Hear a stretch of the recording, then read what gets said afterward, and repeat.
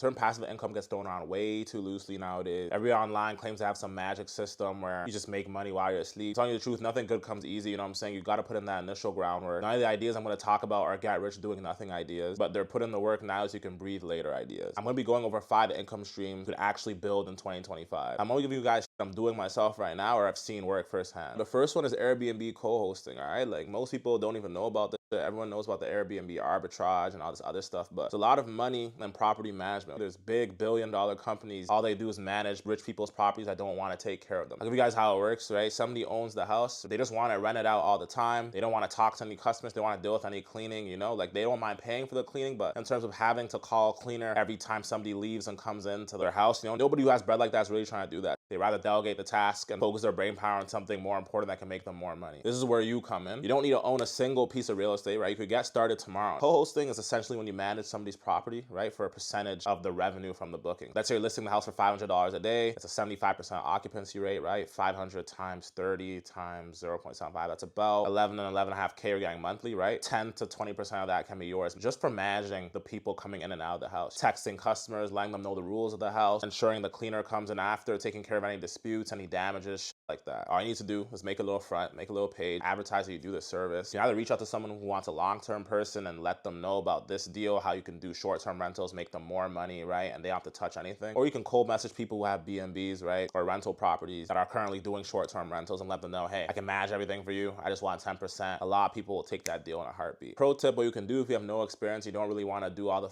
work it'll take to actually manage a property and text people, especially if you're running 5, 10 units at a time, you can now delegate that task to a property management company. You charge your client 15, 20%, you pay somebody else 10, 12%, just take the between. That's how I'd recommend you guys do this one. All you gotta do is set up that front, make sure your ads are good. Again, I'll make a whole video on how to do this, but very, very easy money if you put in the work doing the outreach and creating a good, believable landing page that people will trust. And be smart when you're contacting people. How you talk to them, it means a lot. It'll go a long way. The second one, high ticket dropshipping, different from the 2017 AliExpress selling fidget spinners and shit like that. In this model of drop shipping, you're working with real Canadian and American suppliers that sell real $2,000, $1,000 products, e-bikes, outdoor saunas, shit like that, you know. You build a clean Shopify store, you run Google ads to it, and whenever somebody buys, the supplier ships it. You don't touch any inventory, you don't need a warehouse, none of that. Yes, it's a bit low margin, but again, you can wake up to two $1,500 sales, $3K in revenue. You just made $700 by just having a store and listing somebody else's items on it. Again, this is how Walmart runs, you know what I'm saying? Walmart doesn't make any of the shit they sell in their building, you know, they just sell other people's shit. Of course, that business model is a lot more complicated. They actually have a warehouse, but it's the same kind of thing, you know, you're selling other people's stuff, buying it from them for cheaper and selling it to your customer. Once you put in about a month of work, this model becomes semi-passive, you know, just get a VA to handle everything. Now you're just CEO optimizing, trying to figure out how to make the store more profitable. The next one I'm gonna recommend to you guys is selling digital product. This is one of my favorite models because it scales beautifully. And again, with this model, your first one is not gonna work, okay? So don't just make one ebook on Canva, and because that one doesn't work out, you just quit. This way of making money is a little bit saturated, so you gotta keep trying different ideas. Don't quit on this one until you've made like 10 ebooks. And again, to make an ebook, ChatGPT, hey, write me an ebook on whatever. Or if you feel like you're really good at something, you know how to do nails, or you feel like you're really good at Airbnb, you wanna sell an Airbnb co-host book, ask ChatGPT to make it for you, put your own input, make it look nice on Canva, try to release it, you know, push ads to it. See where it goes, because one of these hits and you can make millions off the one thing. I would say just keep trying on this one, learn from your mistakes. If you got a little bit of revenue on one, you know, see what you did there, see how those customers came, keep optimizing, do it again. It'll definitely eventually work, and it's a great way of making money. The fourth one, again, a little bit similar to the first one, you can have your own private chef cooking business. This one's very low key, nobody's talking about it. You just build a brand that offers private chef services, luxury meals, events, dinners, whatever the